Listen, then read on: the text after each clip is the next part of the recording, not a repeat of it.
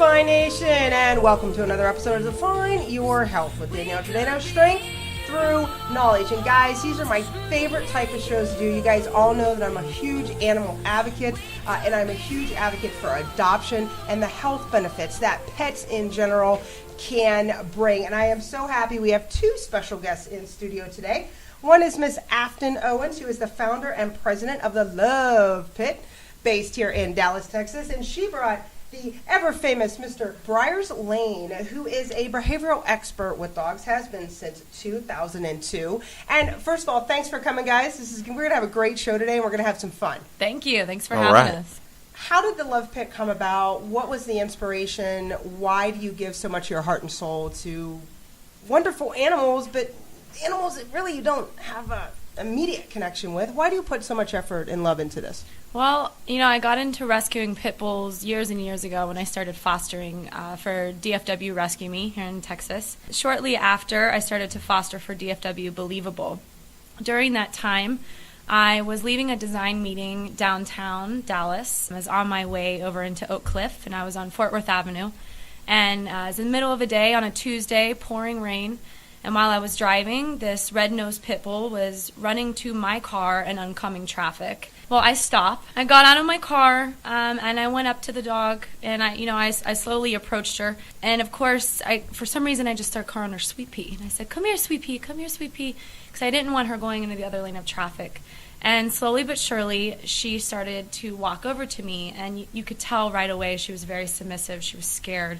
She didn't have a mean bone in her body. She had a giant spike collar around her neck, and when I got closer to her, her whole face had been ripped open. You could actually see her gum line. Oh, dear God. Okay. So as I got up closer to her, though, I eventually got her over to the sidewalk and up into my car, and we drove her up to the Metropolis Animal Hospital there in Oak Cliff. And one day we made one post on Instagram, and in 24 hours we raised close to $5,000. Oh, wow. I have people sending me euros. It was insane. So Wow. I went from seeing the worst in human beings to the best in human beings in a matter of 24 hours. Wow. So that right there pretty much inspired me to take the money that I had, and I put it into rehabilitating Sweet Pea and getting surgery for her face. And then the rest I sunk into rescuing 13 more dogs from euthanasia at the Fort Worth Animal Shelter. So, you really went all in on this then. Yes, you I were did. in with both feet, jump in the deep end. Yes, I did. Certainly did. So, Bryers, let me ask you now. When a dog has that type of trauma, she had said that it was very submissive, and, Sweet Pea didn't have a mean bone in her body. Do you typically see kind of, in extremes of dogs that are extremely submissive versus a dog that has trust issues and will stay away and won't even let you get near them? Is that typical, or is that not typical? Well, it's typical, just depending on where they came from. It's typical for them to shy away. They don't know who you are, so it's typical for them to back off, be very cautious, be very submissive, and take a slow approach. So do you feel like Sweet Pea, when Afton approached her, it was kind of that sixth sense that they talk about with dogs? They can sense a typhoon coming, that kind of a thing, where she sensed she wasn't in danger and therefore felt like maybe this person would help me? Or do you think it was more of just desperation of survival of the animal that was like, this person's blocking traffic? What do you think that was? Well, it could be a combination of everything, Afton's got a great heart with dogs, so her passion for them, dogs, I believe dogs pick up off your passion. It really just depends on their background, but yes, sometimes, they're in desperation mode. They can definitely try to go to the first person they feel comfortable with. So you get Sweet Pea, you jump in with both feet. How does that catalyst into this organization that has been so beneficial, especially to bully breeds here in North Texas? Well, before I met Sweet Pea, it was, a dream of mine to have my own rescue. But I always thought, if I had $1 million, I'm going to start my own rescue. I didn't really think it would take off the way that it did, as fast as it did. But it was something I wanted to do for so long, because I had rescued for a lot of these great, or I'd fostered for a lot of these great rescues. But I wanted to do something different. I wanted the foster program to be more supportive and really cater to the people that were putting their time in to help make the rescue be what it was. And that really has been the focus of the Love Pit since I've started it. It's really all based around the fosters. They are the heartbeat of the rescue, the volunteers, the fosters. They're the sole reason the rescue exists. So for me, it was coming up with a program that really catered toward them.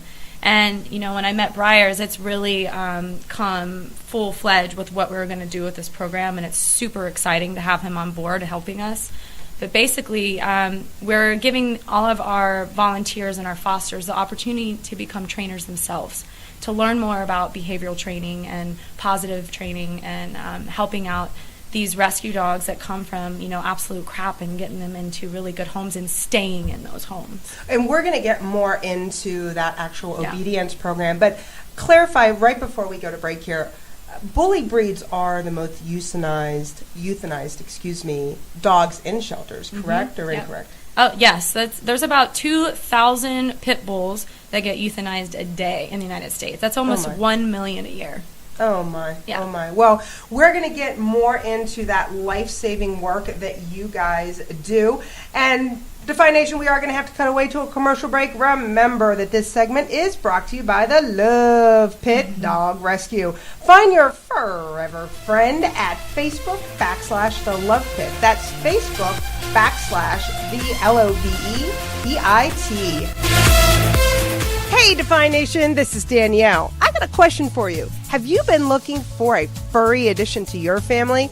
You'll fall into the pit of love with one of the top rescues in the area when you check out the Love Pit Dog Rescue of Dallas. The Love Pit is truly an amazing organization that works to save the lives of bully breeds in North Texas. The Love Pit not only puts their adoptables through a full medical clearance, but also sends their dogs through obedience training.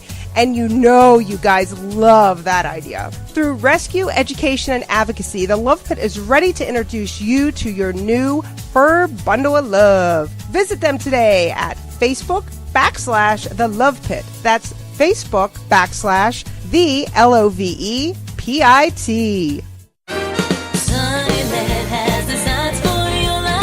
At Sunnyland Patio Furniture, we specialize in creating the ultimate in outdoor entertaining. This spring, give your patio a breath of fresh air. Updates from the simple to the extreme are our specialty. At Sunnyland, we focus on extreme comfort, relaxation, lifestyle, and design. Visit our 37,000 square foot showroom to find your inspiration. We are the insiders when it comes to everything you need for the outdoors. Sunnyland Patio Furniture, Coyton Spring Valley in Dallas, or online at sunnylandfurniture.com.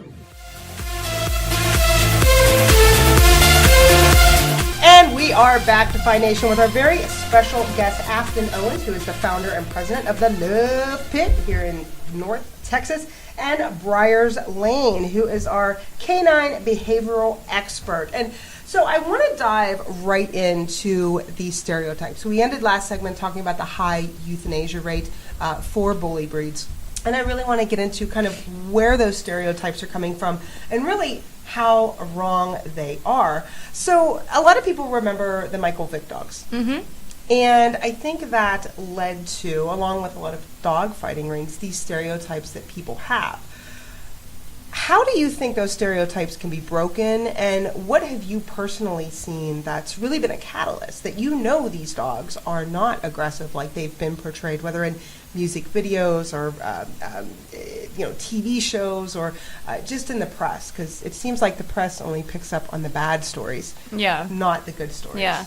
Well, you got to take a look back to history. So if you go back in time, hundreds of years ago, pit bulls came about.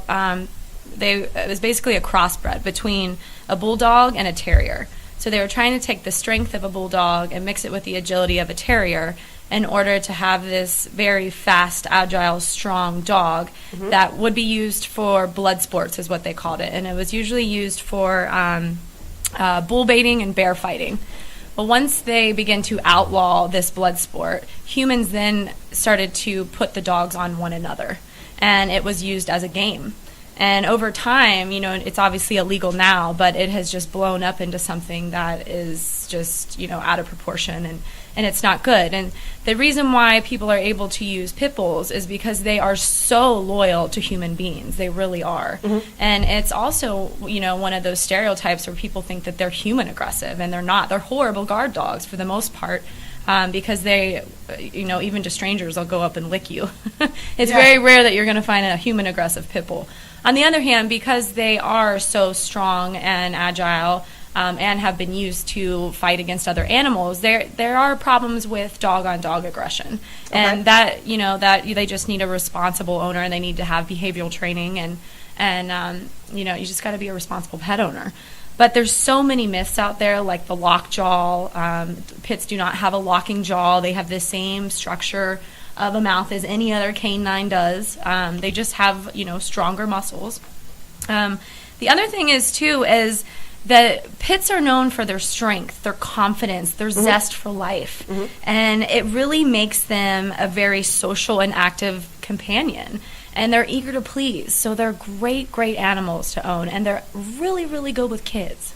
Now, Bryers, I want to send this over to you because I think most people do remember the Michael Vick controversy, which actually was in 2007. It seems like just yesterday, but it was.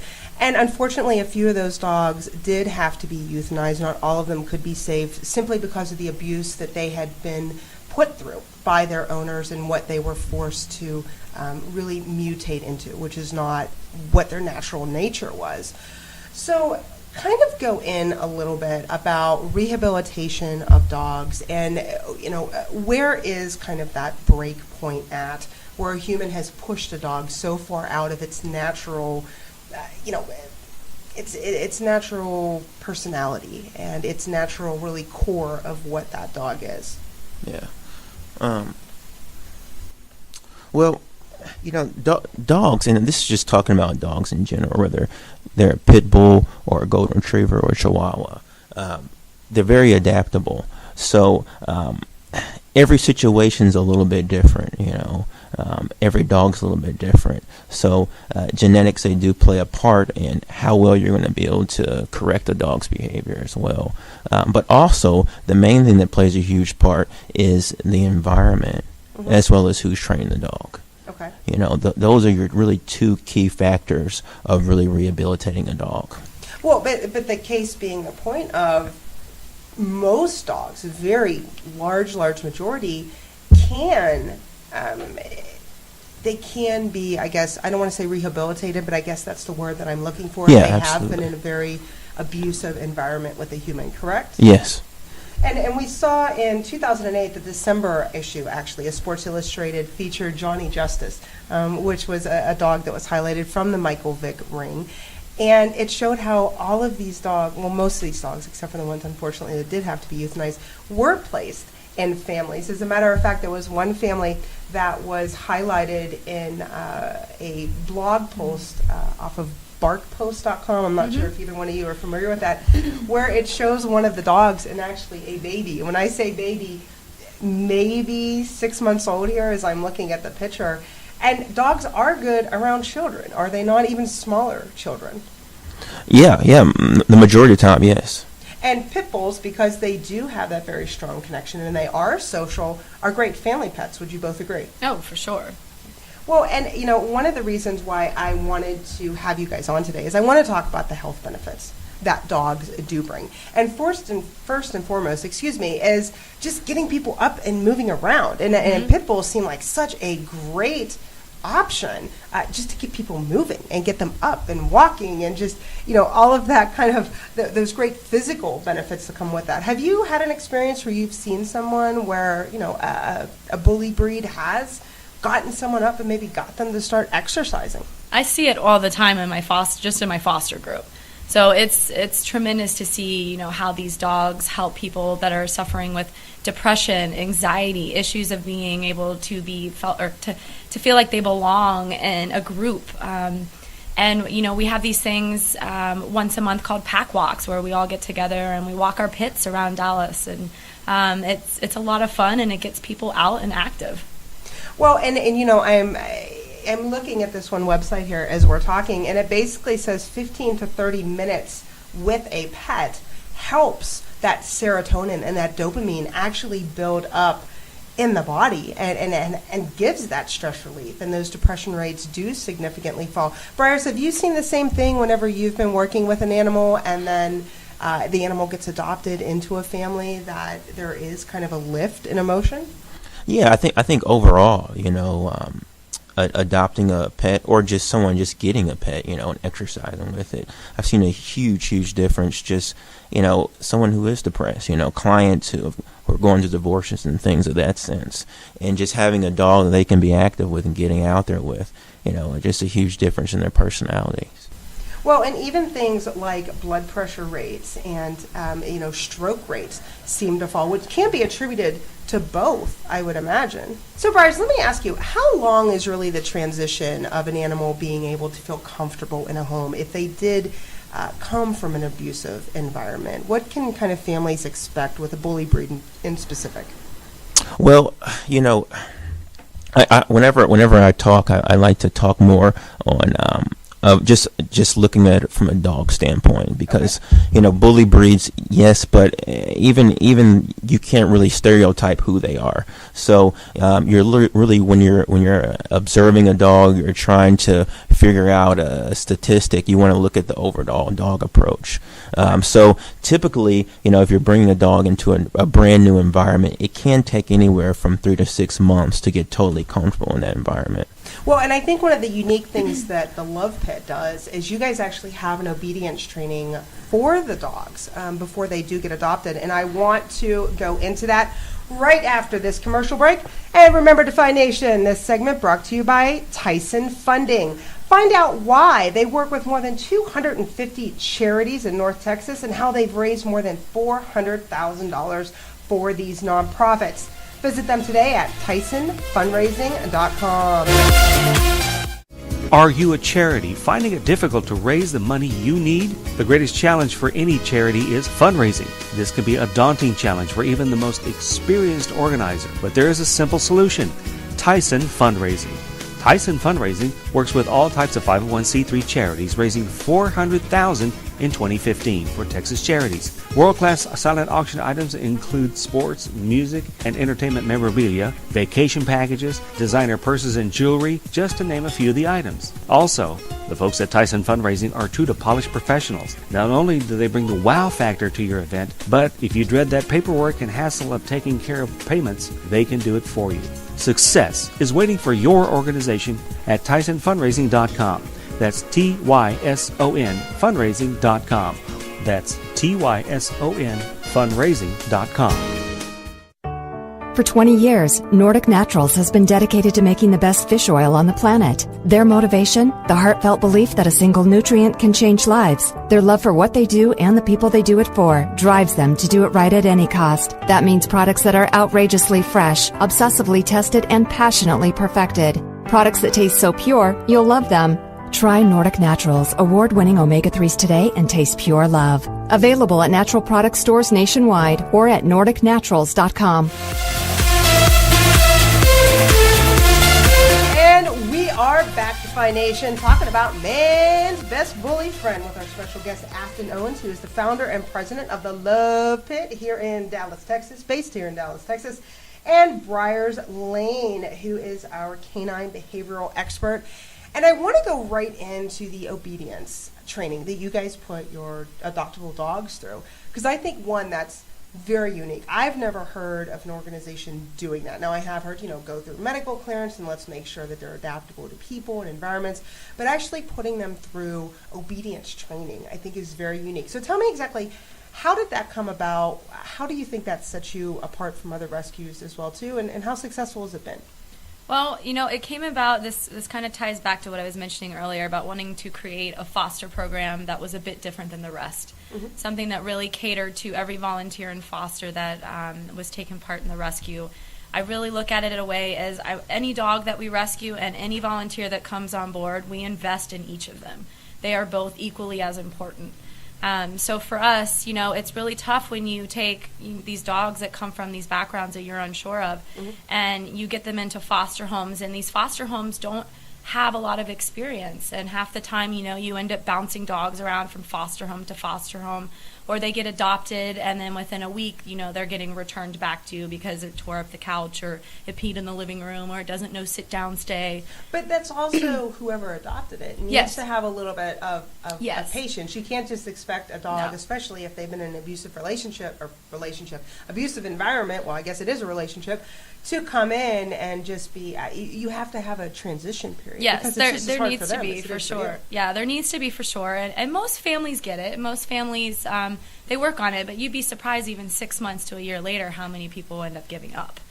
We've even had dogs that ended up back at a shelter, even though that they signed a contract with us that the dogs always come back to us if Oh. something were to happen. And again, going back to the shelter, that's that euthanasia rate. Yes, and most dogs that end up in shelters for those reasons, half the time dogs in shelters are dying on euthanasia lists because their owner surrenders, and their owner surrenders for behavioral problems.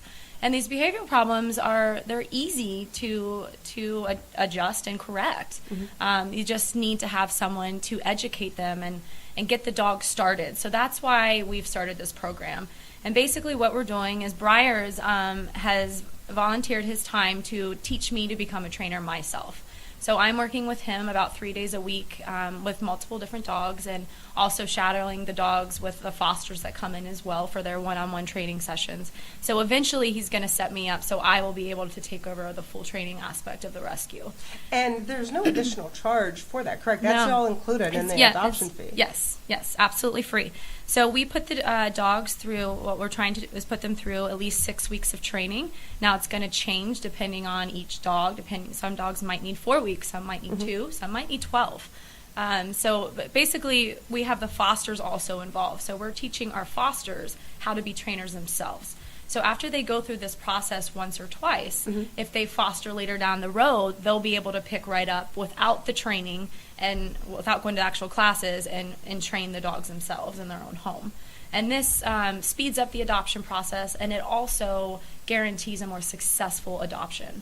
Well, and Bryers, who does not like a Fido that already knows how to go outside and be lovable? I mean, everybody wants a well-behaved dog. Absolutely. And I really do think that's something that sets the Love Pit apart from other rescues. Not that other rescues are not wonderful, because I love you all.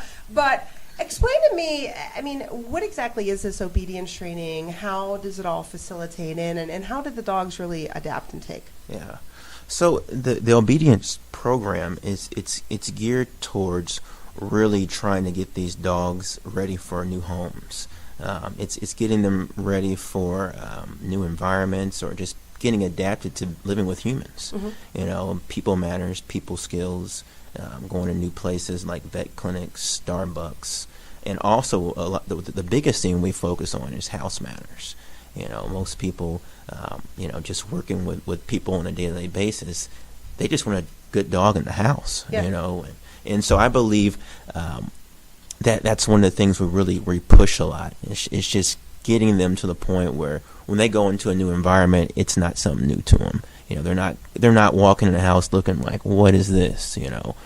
But they're getting adjusted to the doorbell. They're getting adjusted to not bursting out the door, jumping on couches, and just getting acclimated to the way people live. But back to Afton's point, too, the adoptable parents need to also understand that there is some sort of a transition that's there, because it is a new environment, correct? Yeah, absolutely. It's definitely a new environment. But the training, it helps with that process, because absolutely. Because to say that everybody who adopts a dog is going to be have natural abilities would be unrealistic. So the training is really geared towards really trying to set the dogs up for just an average person can take these dogs and have a successful relationship. Well, and one of the things that I want to really transition to now is kids, because the Highway for Health Foundation and the Love Pit are teaming up, and I personally think that kids exposed to dogs are just happier and healthier. There's several studies. The most recent came out of the University of Pennsylvania in 2014, talking about cognitive development.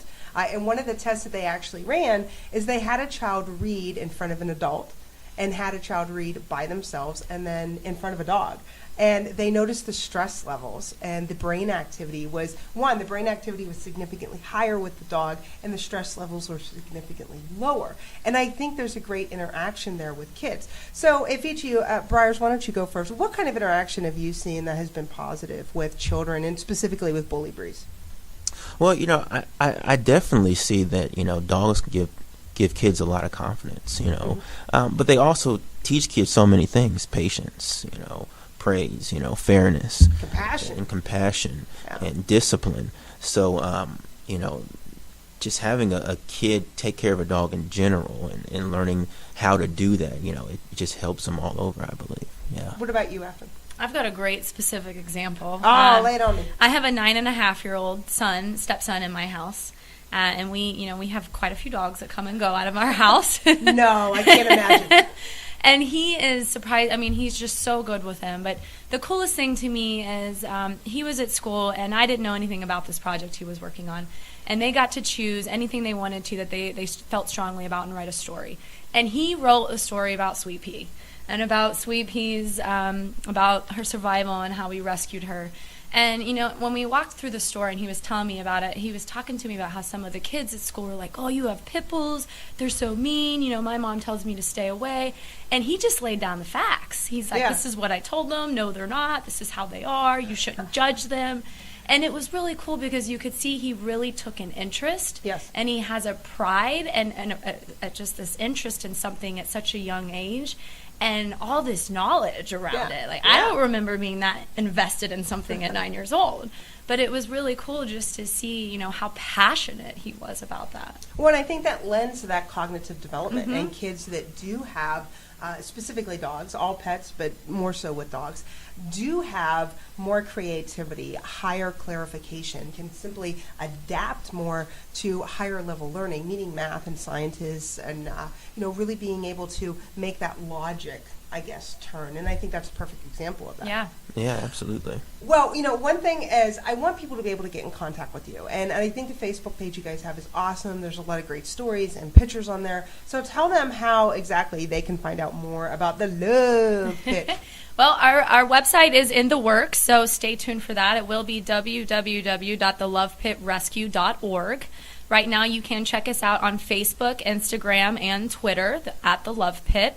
All you need to do is shoot us a message, and we will have our adoption coordinator or bully buddy coordinator reach out to you. You can email adopt@thelovepitrescue.org or bullybuddy@thelovepitrescue.org, and just shoot us a message, and we will get back to you as soon as we can. All right, and Bryers, if they have some specific questions, how can they get in contact with you? Well, there's a couple of ways. They can reach us on our website at bryerscha.net. They can also email us at brierslane@gmail.com, as well as you can check us out on Facebook, Bryers Canine Home Academy. And you're always welcome to shoot us a quick phone call if you have a quick question or so you can contact us at 469-237-0099. And Aften, I can't close the show without telling people about the event that Highway for Health and the Love Pit are teaming up on June 2nd. That's going to be Thursday, June 2nd at Sunnyland Furniture at the corner of Coit and Spring Valley. We're going to have a great event with food and desserts, and for the adults, we're going to have a beer and wine bar, yay. And we'll have bottled water, of course, for those who do not want to partake. And I'm excited about that. Are you? Oh, we're super excited. We can't wait. Well, I think we have the beginning of a great relationship here, and I think both the dogs and kids and families in general are going to benefit, and so I'm super, super excited about the foundation and the Love Pit working together going into the future. Yeah, we are too, and thanks for having us. We can appreciate it. Absolutely. And just so you know, Dfine Nation, when I was selecting the dog that I was going to adopt, I adopted from the Love Pit, and we're going to get some pictures up on the Facebook page of Miss Bella. She is actually a red-nosed pit, and she's just the most lovable dog that I think I have ever had. And she thinks she's a lap dog at 50 pounds. We might have to work on that, but she's absolutely just wonderful, and you guys are going to be able to see Miss Bella up on the page. Also, remember, don't forget to check out our social media outlets for the trivia question from today's show for that $500 prize pack. You never do know which outlet we're going to put it on, so make sure you check out Pinterest and Twitter and Google+. Don't forget about Facebook. And until next time, Dfine Nation, remember, motivated, dedicated, and highly recommended. Bye-bye.